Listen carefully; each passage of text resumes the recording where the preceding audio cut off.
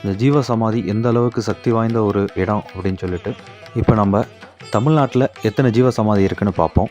தமிழ்நாட்டில் கிட்டத்தட்ட 400லேருந்து 500 ஜீவசமாதிகள் இருக்குது. நான் முந்தின வீடியோவில் சொன்ன மாதிரி தான் நமக்கு தெரிஞ்சது இந்த 400-500 ஜீவசமாதிகள்.